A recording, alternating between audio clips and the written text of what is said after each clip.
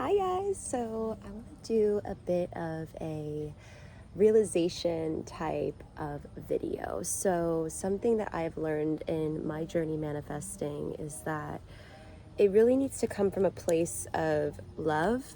It needs to come from a place of understanding that you are part of a bigger consciousness. You are not someone separate from your desires. You're not someone separate from your person, your career, etc. Because what is truly meant for you won't have blockages, right? So I remember when I was looking for jobs, I was like so terrified. I think that some of you are kind of questioning certain career situations, may have been getting into more of a flow in understanding what it is that you're meant for. It's not going to be something that you tie yourself down to. It's not going to feel like something that you need to chase after, like, okay, well, other people have told me this, and I need to take things so seriously. It's actually much lighter than that. When you're looking into career options or like that next level, that next step to your career, you want to see what your heart is actually trying to tell you. It may be something specifically from when you were a kid. For me, I want to get a little bit into this because I think it's fun to relate. So I was a kid and needed to go to a psychologist. My mom was like, this child is beautiful and so incredible, but she needs to be normalized, right? And I learned to take my thoughts and opinions and how I talk so seriously. I was in a very competitive high school, a very athletic type environment, very competitive. I was kind of forced to be in a situation where everyone was telling me this makes sense, this makes sense, this makes sense. And I was taught to literally turn off that side of myself, that very mystical, loving, light being side to myself. And I needed to turn on other people's views. That's the super ego, right? This is the way that I should be living my life. This is what people are telling me. This is what society makes sense for me. And it's like, okay, it's kind of easy flowing into that, even if it doesn't work. When we are taught that our power and our voice is not meant to be heard, or that it's scary to turn that voice back on because we are forced to be in a situation, sometimes we think that, all right, we had an impact on something negatively, or we did something wrong if we're taught to shut that voice off. And it could be that little version of you that was like, I want to be a scientist and experiment with different things. And people were like, well, you're not smart enough. You have to do this on your SATs or ACT, whatever. I'm seeing that some of you are kind of questioning this a little bit. And you're like, okay, well, when I was a kid, I'm starting to tap into it. But it's also what society wants, right? So for me, when I was at my job, music industry, we realized that everyone made me this small in that industry. And it's not, there's anything wrong with it. It's a beautiful, fun industry to be in. But I remember having a voice. Like, since I was a kid, I wrote songs and I like to sing and use my voice. Little by little, people were telling me that, you don't make money in that industry. It's really hard to break into. Like, you're not good enough and your songs kind of suck and you're not that great at producing. You have to have this kind of standard, this kind of expectations. And slowly but surely, like, things knocked me down to the point where it made sense to everyone that I'm successful in the music industry behind the scenes. And even more so, not even my creative voice, but in finance, because that was how good I could get it, right? Like, the only opportunity after 2 years hitting rock bottom, I'm in sober living, and that is the only opportunity that presented itself to me. And I was so grateful for it. But what happens is, slowly but surely, your voice is going to start drawing you towards different things. And it might not be like the right thing at first. It might be like, okay, well, I have this job and I'm tapping into hobbies. I'm tapping into certain things when I was a kid. I'm tapping into my consciousness. I'm tapping into maybe even spiritual gifts or like interest in this, meditations. You may start to realize that you're going to start doing quirky little things. For me, it was just doing tarot for fun. And then I remember feeling like, okay, well, in the past, I started businesses. In the past, my voice was not meant to be heard. So I'm going to try this again, even though everything in my ego was like, well, this happened before. You're going to fail. Everything in me said no, but then like my heart just kept directing me to it. And my voice isn't perfect, right? And there is kind of a flow that comes with it because it's channeled messages. It's not exactly me speaking. But I found myself to awaken that part of, they stopped tapping into, why is this person doing this to me? Why is this job doing this to me? Why do I feel a void in myself to I'm just going to relax and I'm just going to allow for things to happen. And I'm going to do what makes me feel good because I'm really tired. And honestly, I don't really care anymore. There's a point where you just do not care. For me, I remember feeling, okay, well, people are telling me you should use your creative abilities to study web design. So studying web design as a student, I was also in a finance job that was taking up a ton of time in an industry where I felt like my voice, I chose the suffering because it was just not like the pain that was not processed, but I chose to still dim my voice, like do something that wasn't meant for me. And it was because it made sense. It was because it was giving me money. I felt like my salary, and this is not the case for everyone, but it was my bribe to keep my voice silent. And it may feel like when you're in that mode of like, I don't know what's going on, it's like a dissociation. It's like, I can't do this anymore. And I don't know what I'm meant to do, but I just feel drawn to, you don't even need to make sense of it. That's what the beautiful part is. I didn't make sense of tarot. I wasn't making money. I felt this beautiful energy with it. It ignited something in me, in my soul. And this could be in science. This could be in music as well. Nature, maybe like growing things, starting a business. There is a role for you if you are questioning your career. And it's about, like, there's also this beautifully perfect spider web right here. Oh my gosh, I don't know if you guys can see that. It's literally a perfect spider web. Spider webs are all about attracting new energies and believing in your worth, your wholeness. And then naturally, things will actually reflect in your reality. So my voice is kind of breaking. Chances are you're breaking into your voice as well. But you may be experiencing some kind of vocal change, a reactionary change. You may kind of find yourself drifting towards certain topics. Maybe you're on Reddit or YouTube or Instagram and you're finding yourself diving into certain things that you normally wouldn't be into. It's going to allow you, even if there is no physical evidence of it yet, like everything in you is like drawing you towards it, even if, you know, past situations, it's like, oh, well, I was told this. Or in the past, when I tried to do it another way, it didn't work. It didn't work because there was some kind of resistance. It wasn't the exact match for your soul's frequency. It probably was a similar match. You probably were really good at it, but you can find the love and the lessons in that. And chances are, if you're aligned with this message, you have a natural attractiveness, like a magnetism. I don't even like saying manifestation abilities because that means like you're going out to get it and like you're sending an energy. Like you have a magnetism, like you're just naturally going to attract the success in what it is you're meant to do. And this is going to feel magical. It's going to feel like, what the heck? Like, how did that happen? Whoa. Once you're fully tapped into your own energy and you shed off all these other people's expectations, the cords, you're going to find yourself kind of in an awakening. And an awakening is not easy to go through. With people awakening, this energy is very disturbing. I would never wish it upon anyone to go through an awakening, but it's so worth it if you are in it. It feels like dissociation. It feels like you are in the matrix and there's something not working and you can't force it to work anymore. Like a fear, a massive, massive fear. Oh my God, everything is falling apart and I'm trying so hard to keep it together. But there gets to a point where like everything just needs to fall apart. And then instantly something comes in. And it's just like the fear, like the holding on, it feels like jumping off a cliff, right? And I talk to my clients a lot about this, letting go. It's the fear of the unknown.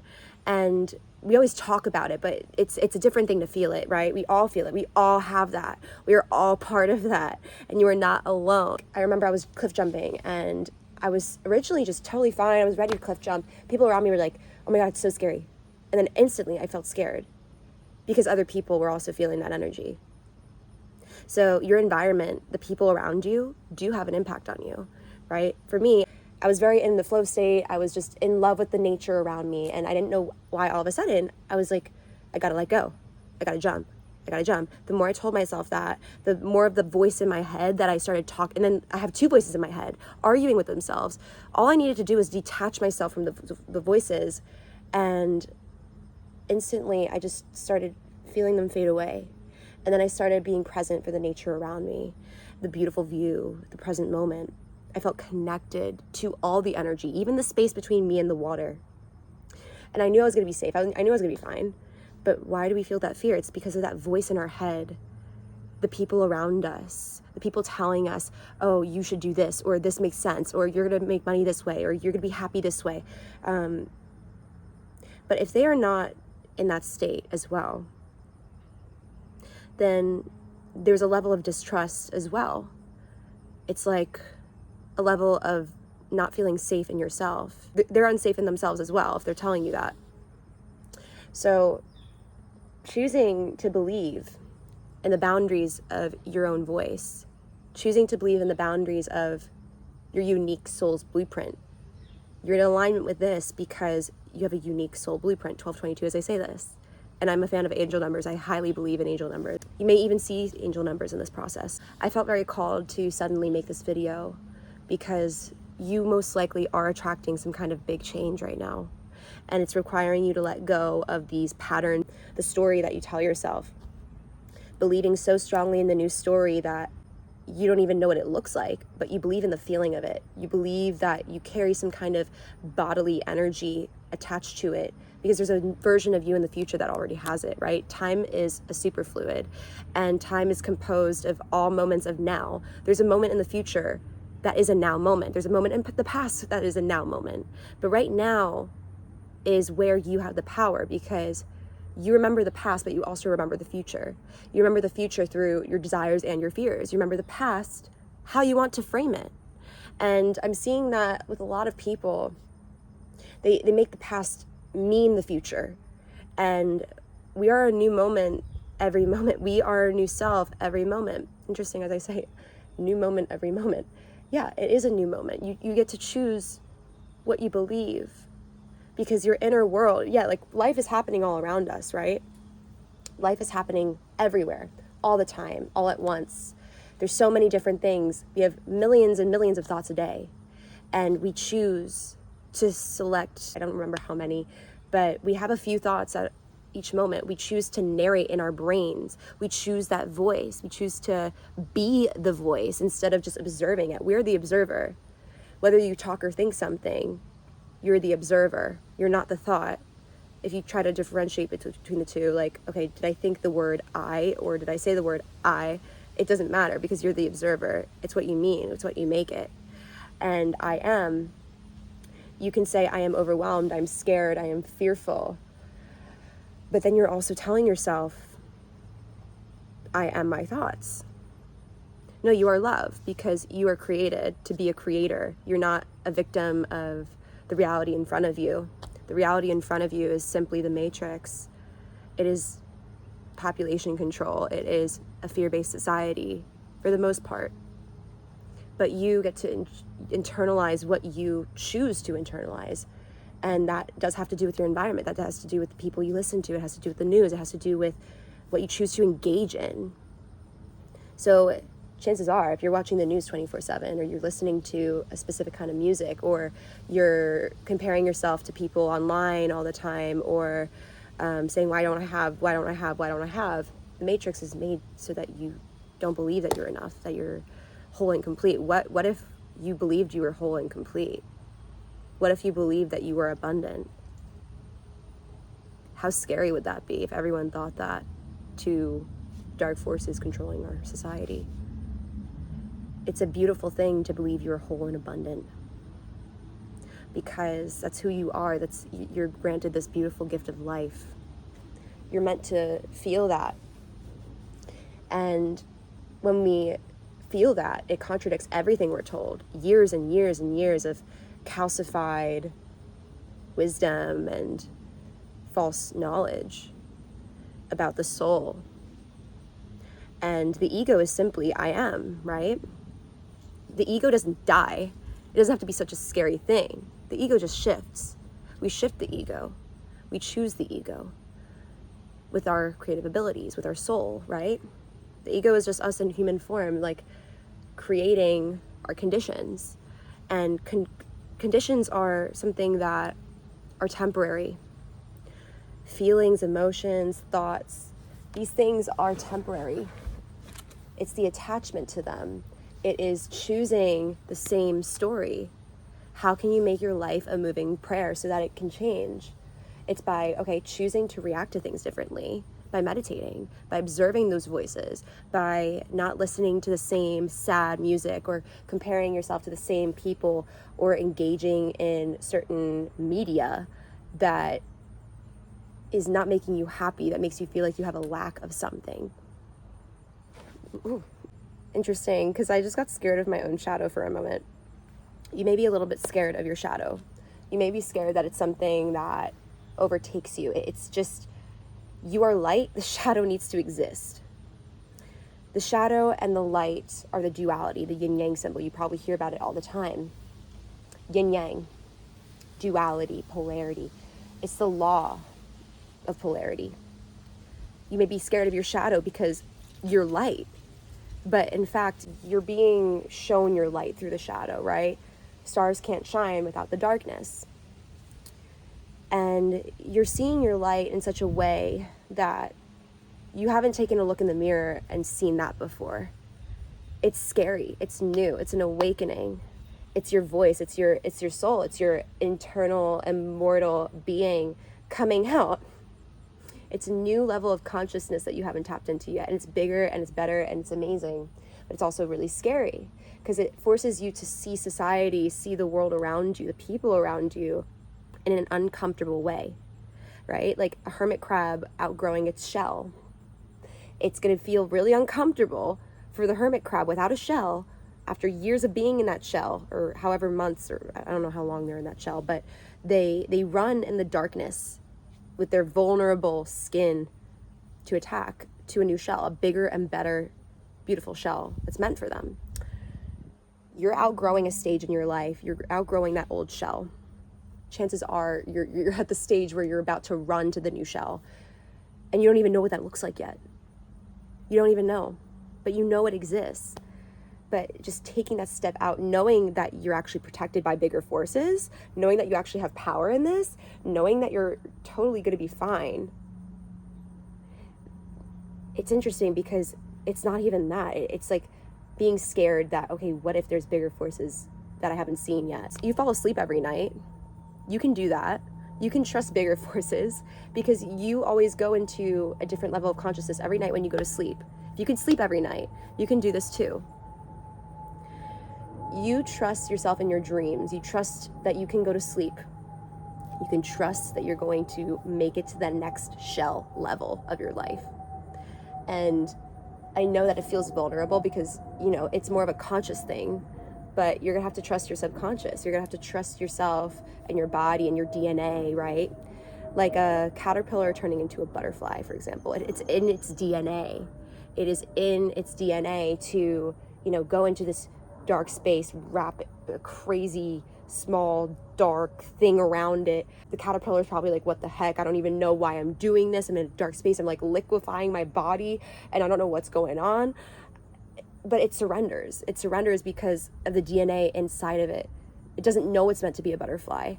And then when it gets out, it's like, whoa, what just happened? I have wings now. What's going on? It changes its state of being, but there's still a part of the caterpillar that exists. It's not that you're going to be a whole different person and it's really scary. No, it's just you're growing. You're transforming. And this process applies to you because you might be going through that stage of like, okay, I don't know why I'm doing this, but I have to go into this dark, vulnerable state right now. And I know that it's going to work out, but there's part of me that's scared of the bigger forces at hand. It's in your DNA. It is in your DNA. Just like a caterpillar's DNA, you have soul DNA. It's your DNA light being, that your soul's essence, your higher self, just literally pushing you to do this. No matter what happens, you're going to be fine. You're going to be just fine. If anything, you're going to be better than fine because you're trusting yourself. You're trusting bigger forces at hand that do exist, right? You only see and hear this amount of frequency, right? There's infinite amount of frequencies. That means that it leaves space for beings of light, lower frequencies, higher frequencies to exist all around us. We probably don't even see it. So trust yourself and trust that you are being guided by only beings of love and light, especially if you're aligned with this. And I'm living proof that you are a magnet now for exactly what you're meant for in life. And if you'd like to know more, subscribe to this channel. This is a new channel that I'm creating. My Instagram and TikTok are at Bathrobe Spiritual. And If you'd like to work on this a little bit more one-on-one with me, my website is www.bathroomspiritual.com. I do live readings, life coaching. I'm here to help guide you to your highest good. All right, much love and light.